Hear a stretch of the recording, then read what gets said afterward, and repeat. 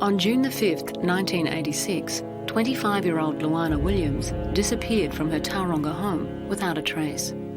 The house was left unlocked, but nothing was disturbed. Embers were still glowing in the fire grate. Half a glass of sherry sat on the table, and a whole cigarette had burnt to ash. Luana left behind her purse, her passport, and her cigarettes. 13 years after she vanished, Luana Williams was officially declared dead. How she died remains a mystery. Luana's body has never been found. Police initially treated the case as a missing person inquiry, but in 1994, in a dramatic turn of events, the police launched a murder inquiry. Tonight, a team of remarkable psychics will turn to the spirit world to try and uncover the truth about what happened to Luana Williams. He just lost control. She wants me to tell everyone that she's sorry. There's two main players. Oh, look at that. Dead. She was dead. Using their astonishing abilities, they will lead a team of investigators in the hunt for Luana's killer and her body. We looked into these. You see it? Jesus Christ. And discovered some intriguing connections. It's in here. She's saying he took me that way. Fuck it. This is where she died. She died here.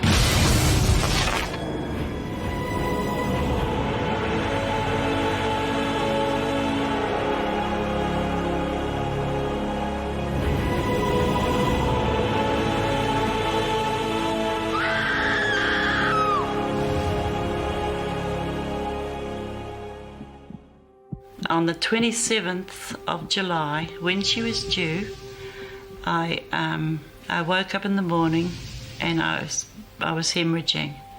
And I remember the specialist, Mr. Short, saying to Harry, "Who do you want to save? We save the baby or the mother?" And I remember looking at Harry and Harry saying both of them. Luana weighed only 2.5 pounds at birth, despite being a full-term baby. She remained short for her age, but grew into a healthy, feisty little girl. She used to get frustrated at athletics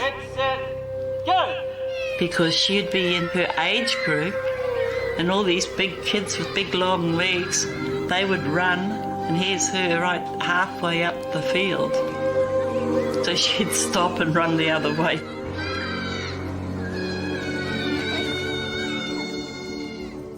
Luana was born in Tauranga, in the Bay of Plenty.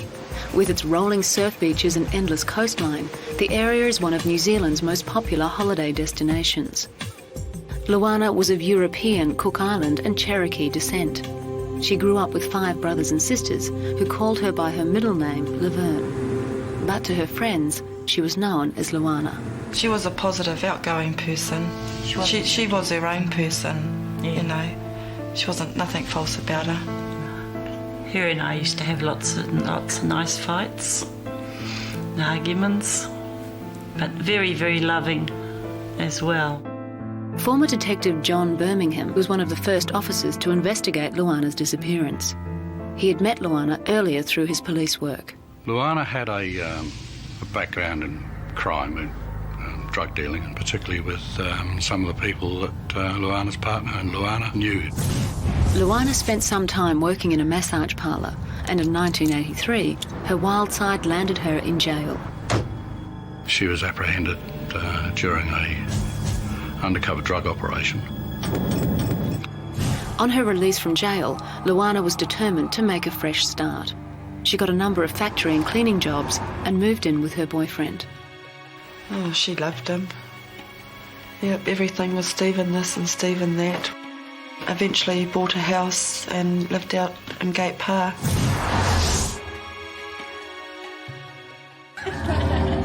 Luana last saw her family 4 days before she disappeared. She was really happy that last day that she came around to see us. She was talking about maybe her wedding would be the next one because she was expecting an engagement ring on her birthday a month later. It seemed that life was finally working out for Luana, but everything changed on June the 5th, 1986. Luana was last seen at home by her boyfriend. Her partner came home at about 6 o'clock on his own, and they had tea, which she prepared while he was out.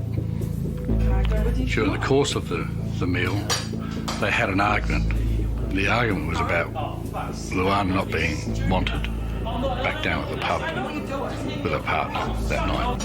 Well, I don't even want to sit here with you. She was aware that he had been seeing somebody else, and she suspected that this woman was going to be there. And she didn't like it. Partner went back to the pub. He was there till closing time. Right, let's move on from it. The partner left the hotel with a girlfriend and 2 friends and went back to the house of one of the friends who lived on the corner of the same street as him. He stayed there till the early hours of the morning. He left there and went to his own house, went in. Luana!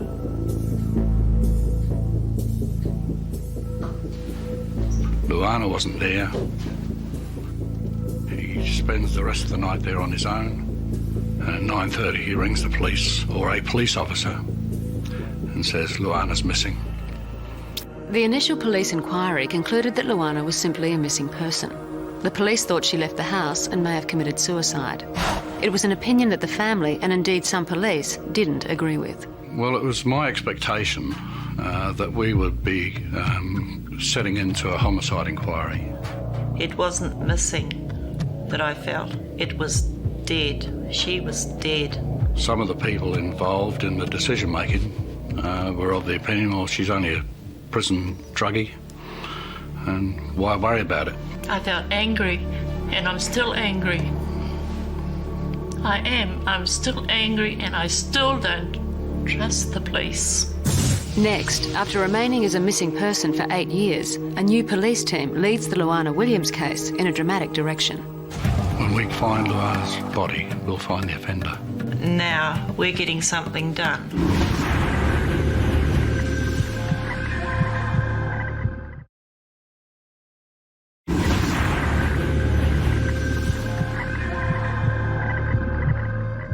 I know what you're doing. You're on. Well, I don't even want to sit here with you.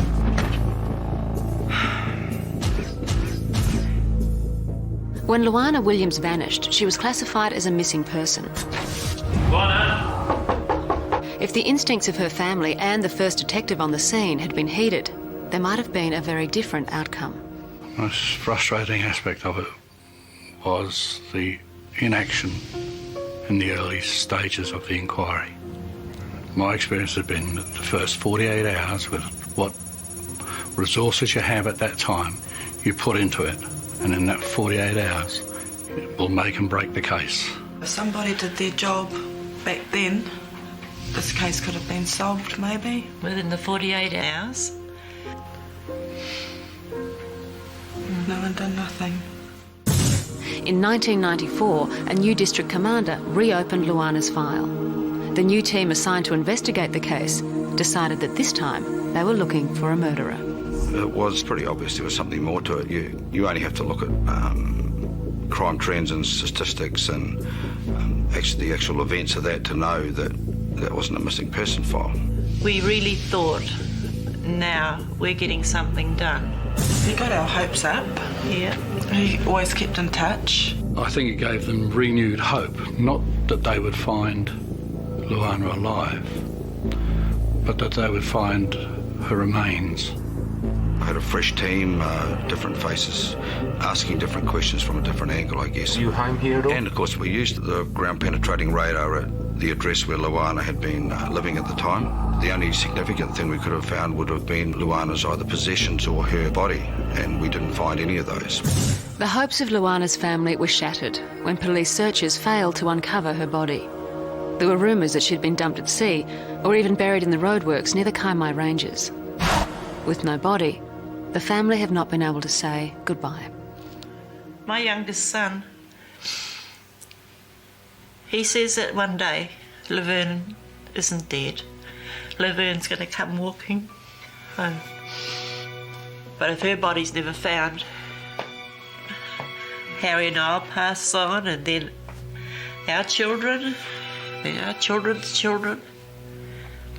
Never knowing. Yeah, you've got nowhere to go. You've got nowhere to put. On her birthday, you can't go put a bunch of flowers on a headstone.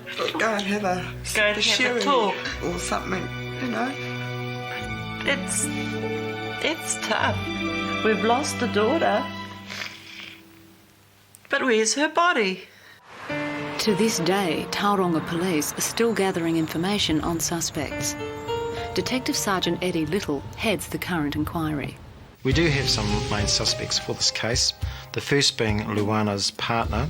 The reason why the partner is considered a suspect is for a number of reasons. One, that he is the last person that saw her alive, and secondly, he is the person that returned home and discovered her disappearance. 8 years after Luana disappeared, police investigated another man who was a friend of Luana's partner. He knew Luana. He was also a person who was present at the hotel during the disappearance of Luana. In 1996, he was sentenced to 10 years in prison for several violent sexual assaults. The nature of his violent offending brings him under the spotlight as well as being a suspect. There are reasons why you focus on certain people and others you put to the back of the list, if you like. It is possible that Luana may have met her killer through her involvement with the sex industry or drug scene. My first reaction was that she'd been taken out because of what she knew in the drug world in Tauranga. Police think that Luana probably knew her killer because there was no sign of forced entry or a struggle in the house. One strong possibility is that she was sitting at home. A person that has come to her door that she may have recognised, and she's been taken against her will. The reason for her being taken, who knows, and we probably won't know until we find Luana. When we find Luana's body, we'll find the offender. And we will find the body. With so many theories and rumours surrounding the case, the time has come for a fresh approach. Next, a team of psychics will ask the spirit dimension to help them solve Luana's murder and bring her body home. I'm looking at his face. It's a man. She knows this man. Some jealousy happened and she just got taken out.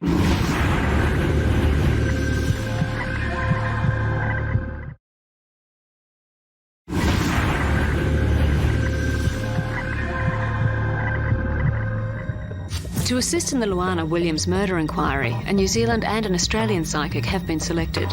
70 psychics from across New Zealand were tested. A little-known unsolved murder was chosen for the testing procedure. Presented with only a photograph of the victim, the psychics were asked to produce details of the crime, the location and the killer. Of the 70 psychics tested, only 3 were able to describe intimate details of the case. One of these, Sue Nicholson, has been chosen to investigate the Luana Williams case. Sue works full-time as a psychic medium.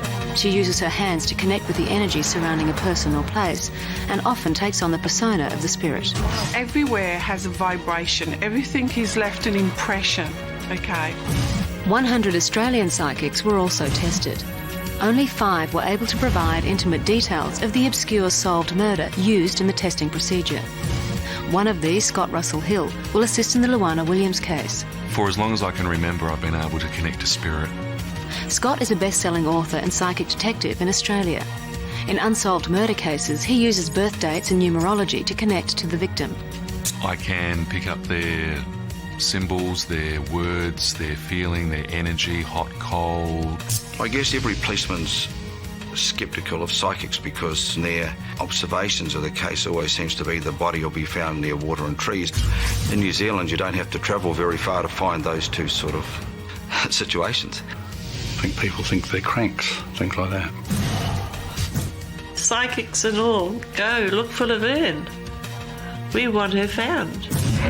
The psychics have been told they are working on an unsolved murder, but they have not been given any details of the case or the people involved. The psychics have never met and have been kept separate from each other at all times. They have been kept under constant supervision to prevent them researching the case.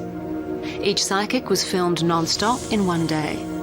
The production team confirmed only positive statements during the readings. The psychics were not told the location of the murder.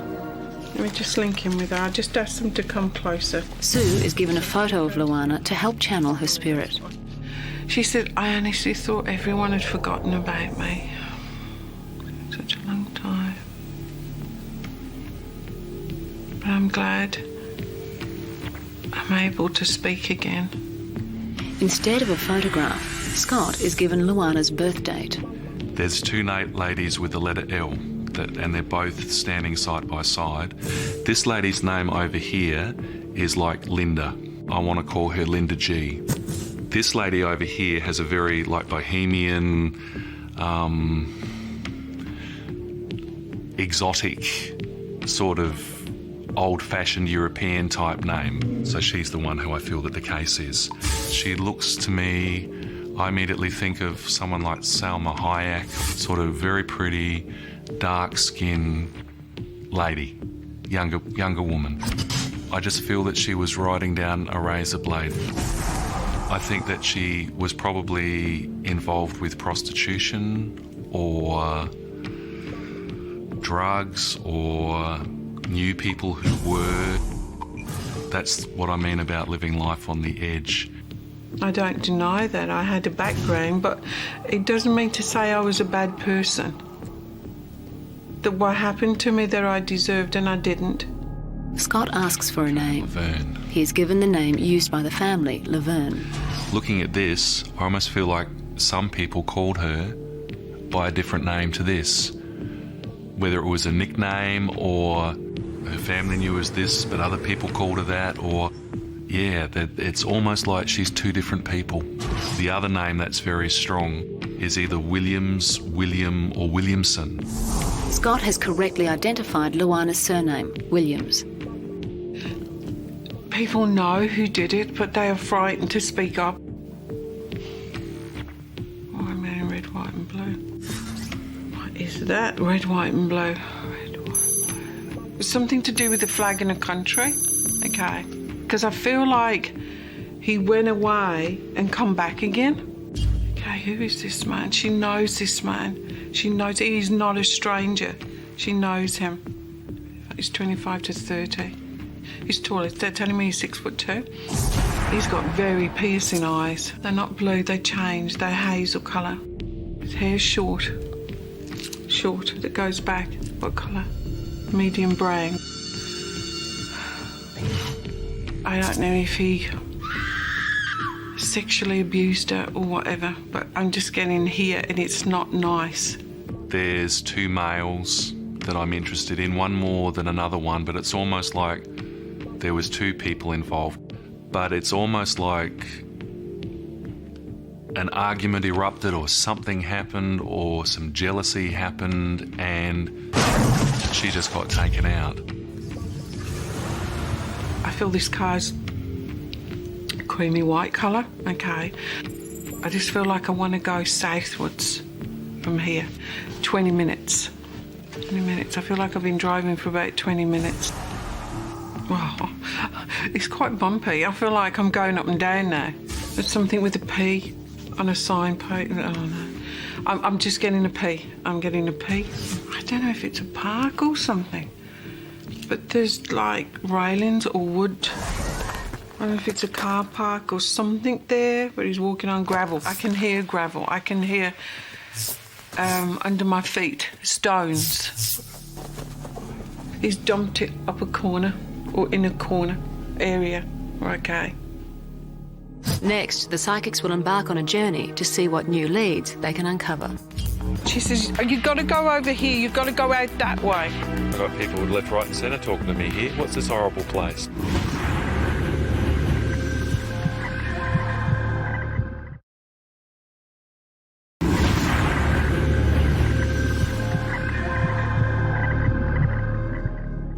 Working with just a birth date and middle name, Australian psychic Scott Russell Hill has accurately described the details of the appearance and personality of murdered woman Luana Williams. Now Scott requests an outline map of Tauranga without any street or place names. I really like this area here at the top but I'm also drawn around here, like there's two different areas. Scott has identified the areas where Luana grew up and later worked. He asks to be taken to the first area. It's something like Otumutu or Odumodu. It definitely starts with O. It's like an Otomutu name. Oh, here it is, Otomote. That's it. Luana grew up in Western Road in the suburb of Otomote. Sue is given a map of Tauranga. She asks Luana to direct her to significant areas. Sue immediately identifies the suburb of Gate Pa. Luana disappeared from the house she shared with her partner at 12 Munro Street in Gate Pa. Luana's house has been relocated and only a vacant lot remains. We take Sue there to see if she can channel information about what happened on the night of June the 5th, 1986. Okay.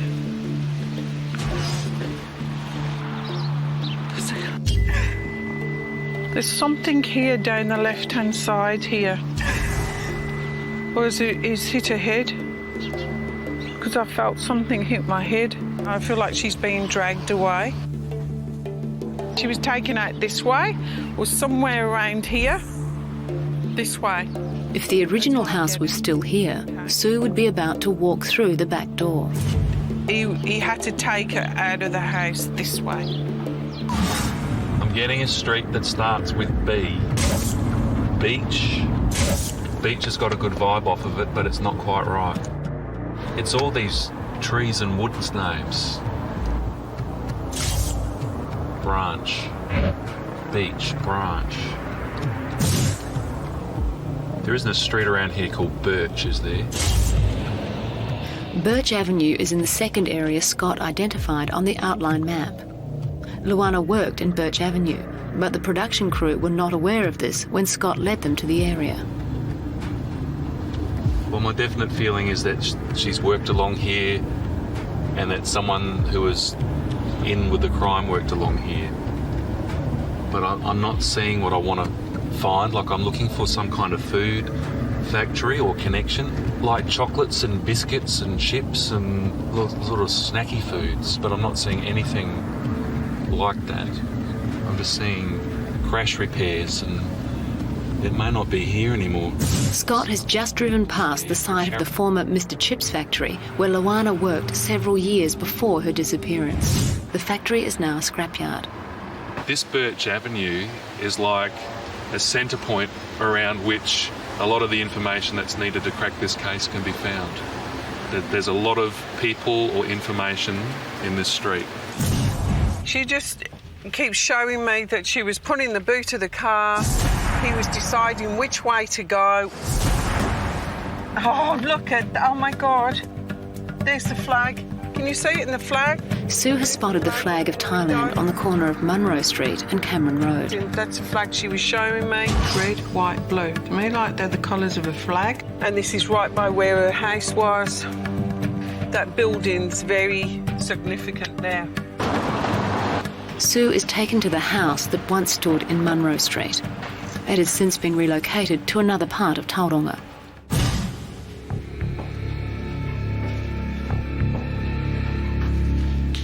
Oh, I'm cold. It's here. He didn't come through the front door, he came round the back door. I want to go to the back door.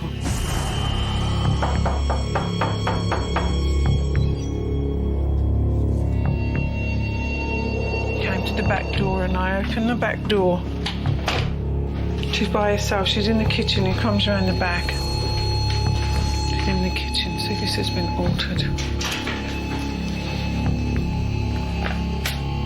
She asked him, do you want a drink? Do you want to... He's angry. He's been drinking. She tells him, just sit down. She feels sick because she's afraid of him.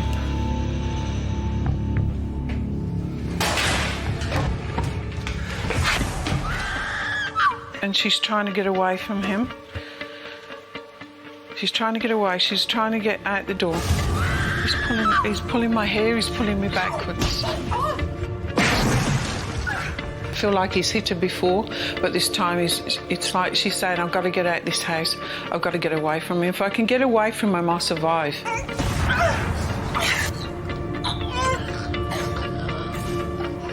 I feel like I'm choking. He's got his hand around my throat. And I can't breathe.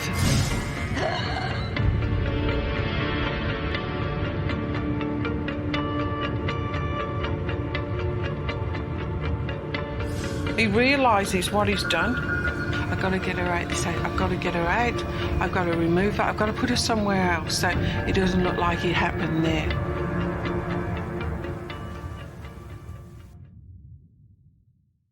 Out the back. I feel like he took her out the back. I've got to go through the back door. I feel like she was taken out this way or somewhere around here. Through the back. I just kept saying, well, I'm going over there. He's dumped her in the boot. Just put her in the boot.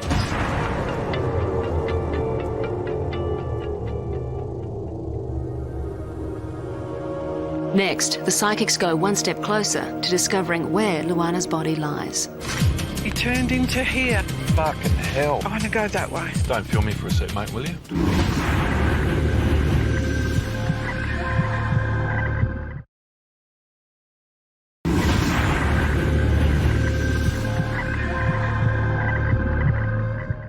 Since Sue began connecting with Luana's spirit, she's been building a picture of the area where she believes Luana's body can be found. Sue asks to be driven 20 minutes south of Tauranga, all the while looking out for more signs. The production crew don't know the area and have no idea where she is taking them. Approaching the Kaimai Ranges, she sees a logging truck and asks the crew to pull into a public reserve known as McLaren Falls Park.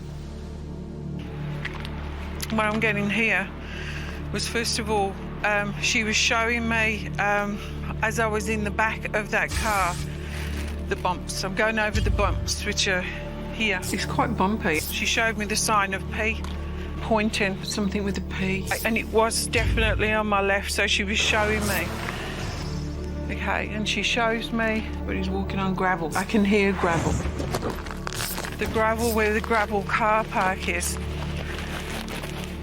These are the wooden stumps that I kept seeing that she was showing me. There's like railings or wood. Okay. We're in the right place. He turned into here and he's taking me, she's telling me he's taking me over here. He's dumped it up a corner or in a corner area. I want to go that way. Now Scott is asked to describe the area where Luana's body is. I do feel that it is more a scrubby bushland setting, but I don't think it's very far away from civilization, and I don't think the location is very far away from a bridge. Scott's description has similarities to the area located by Sue, so the production crew take him to McLaren Falls to see if he can sense Luana's presence. As he approaches, Scott starts to feel uneasy.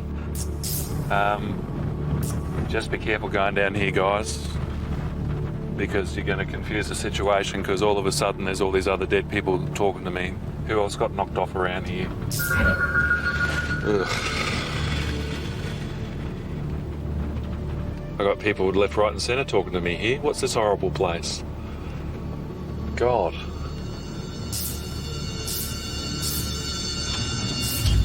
Oh, fuck, who was found in a red car in a car park? Jesus Christ.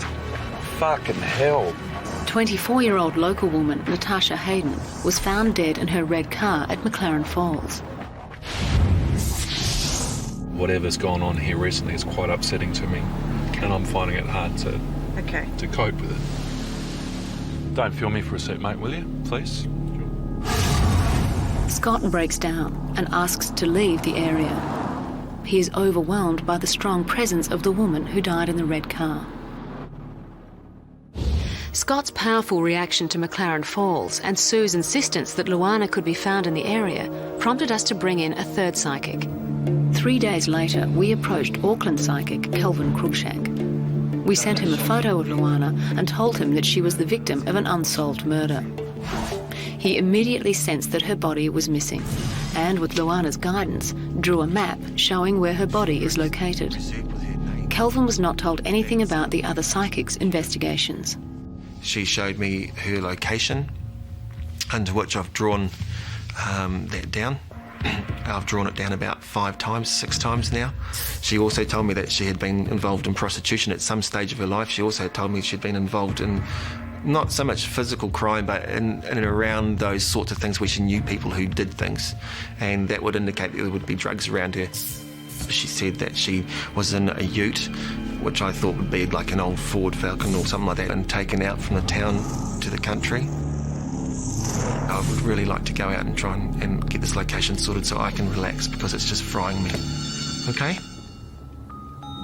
This is what I would like to do today, is I would like to drive down here, and I would like to go up and around here, around to that point there, and back again, because it's in here. We're going to get in the car from here, and we're going to go up to the roundabout up by the racecourse. One road will go to Rotorua. The main road will go right to, I think, Hamilton to Kaimais. We're going to head up that way, then we're going to take a left at McLaren Falls. Kelvin is heading towards the same area that Sue did 3 days earlier. She also wants me to help everyone understand that there is a park of some sort, like you can pull off to the road to the left, and it wasn't there when she was there. So she also showed me a sign that indicates this is a bushwalk, or this is a walker of track of some sort. I don't understand what she was, but she said there are burnt marks, so somebody's tried to light it, or light the rubbish bin, or light the fence around this place. There's a bridge. If I go too far, I've gone over the bridge, so I need to find a bridge that's a stream. Stop there. Yeah.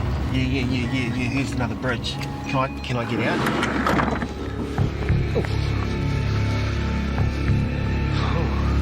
Oh, hang on. There's the burnt poles.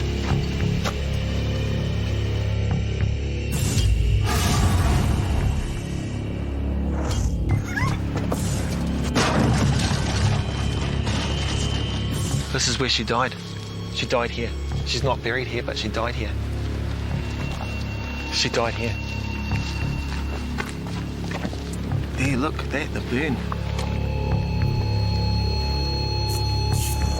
This wouldn't have been here, but this is where they would have stopped, and this is where she died. In this area here, where I'm standing pretty much. Psychic Sue and Kelvin have never met and were filmed on separate days.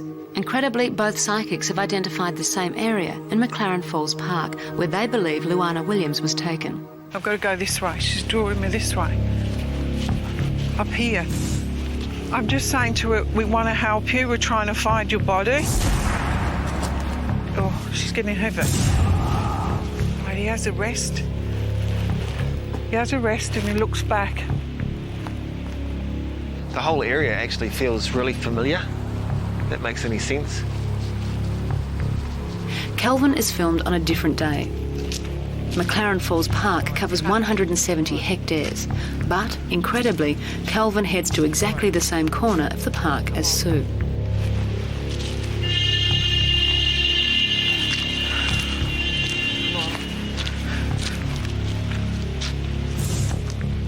You want me to go there? There's just one blade of grass that's shaking. See it? It's just shaking. Okay. That is just... See, it's going round.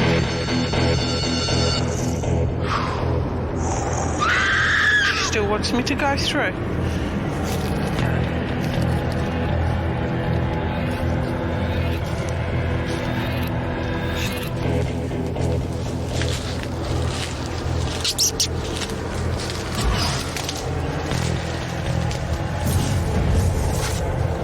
She said to me there was 7.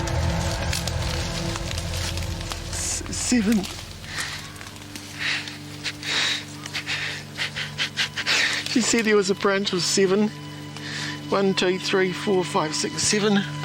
1, 2, 3, 4, 5, 6, 7. Yeah. If I've got my feelings right, she'll be here. This way.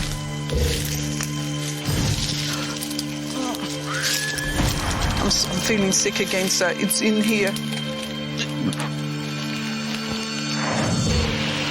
McLaren Falls Park is a large area consisting of farmland, walkways, bush and lakes. Extraordinarily, Sue and Kelvin have ended up just 5 metres from each other. Kelvin is so confident he's located the spot where Luanna is buried that he decides to take action. I'm going to actually have a dig, I think, because if she is here and we didn't dig it up, I wouldn't be able to sleep. I know she is around here. This is where her body is buried, here. That's what I'm being told to tell you. Okay, right.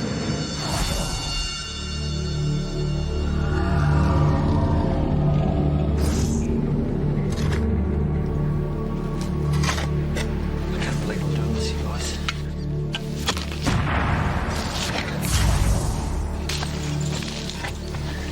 I feel just like I'm so damn close.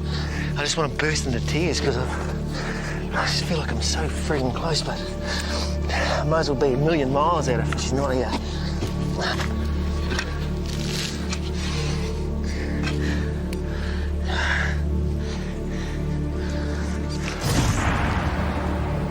She's standing up by the tree. She's not saying anything, she's just standing there watching. Just one more shot. Just one more shot. Kelvin is determined to continue till he finds Luanna. All right. Honestly, I can't do any more than that. I ain't be sleeping tonight, I tell you. It's gonna bug me now. Shit. This is so frustrating. She's here. It's in this piece here. Next, a team of investigators will follow up the new leads provided by the psychics and pick up where Kelvin left off. We took GPR to the area identified by the psychics. It was like the sound of the prodder hitting the top of a buried wooden box.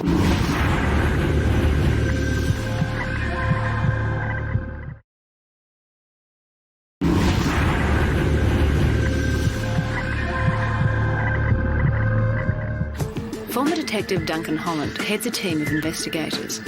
Using conventional methods, they have researched the psychic's findings. We looked into these and discovered some intriguing connections to Luanna. Red, white, blue. To me, like they're the colours of a flag. Sue spotted the flag of Thailand in a building less than 100 metres from Luanna's house. That's the flag she was showing me. The Thai flag and the building have links to associates of Luanna who were at the pub on the night she vanished. Luanna's partner and a friend were investigated separately by police in connection with her disappearance. They worked together on oil rigs in the Middle East. On their way home, they spent time in Thailand. That building's very significant now. A third man who was at the pub now runs a business from this building. At the time, he lived in Munro Street opposite the building, and he flattered there with the woman Luanna's partner was seeing. Her name is Linda. This lady's name over here is like Linda. Her maiden name was Groom. I want to call her Linda G, like a man's name. She later married Luanna's partner. When the pub closed, the group went back to the flat opposite the building that Sue pinpointed. She was in a ute, which I thought would be like an old Ford Falcon or something like that. Police did actually seize and examine a green Ford Falcon utility, but found no physical evidence connected to Luanna. It is significant that synchronicities led Sue and Kelvin to independently locate the same area in McLaren Falls Park, which covers 170 hectares. The police have never investigated the McLaren Falls area. It's in here. Kelvin and Sue were convinced they'd found the place where Luanna was buried. We decided to investigate further. In 1994, the police hired a water diviner to search for Luanna's body in a forest not far from McLaren Falls. We took the same diviner to the area identified by the psychics. There's the edge. The divining rods clearly detected an object in the soil right next to the hole Kelvin had dug. They stop again here. Absolutely positive that there is a burial. but I'm not sure what it is. The burial could be an animal. It's quite big. A member of our investigation team, former Detective Sergeant Arthur Twyford, dug test holes in the area. Interestingly, it was like the sound of the prodder hitting the top of a buried wooden box. 10 years ago, police used ground-penetrating radar, or GPR, to search 3 locations in Tauranga for Luanna's body. We took a GPR expert to the McLaren Falls site. Because the area had already been partly dug, the accuracy of the reading may have been affected. But the radar, like the divining rod, still picked up an object in the soil. Some parabolic features, again down around about the 900 to 1 metre mark. This left our team with only one option. We dug a 3-metre long trench in the area where the psychic, the diviner and the GPR detected an object. At 4 feet, we reached heavy clay and a tree root, which might have been the detected object. It is possible that Luanna's body was deeper or adjacent to the site. However, a specialised digger would have been required to excavate a larger area. Time and resource constraints meant we were forced to abandon the search.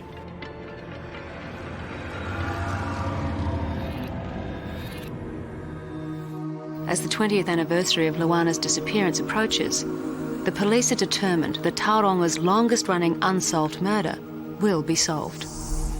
This case has affected a lot of people, and we are not going to give up until we find this person.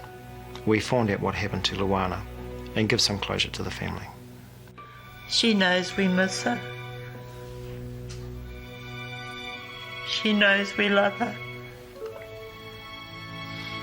And she knows she'll never, ever be forgotten by any of the family.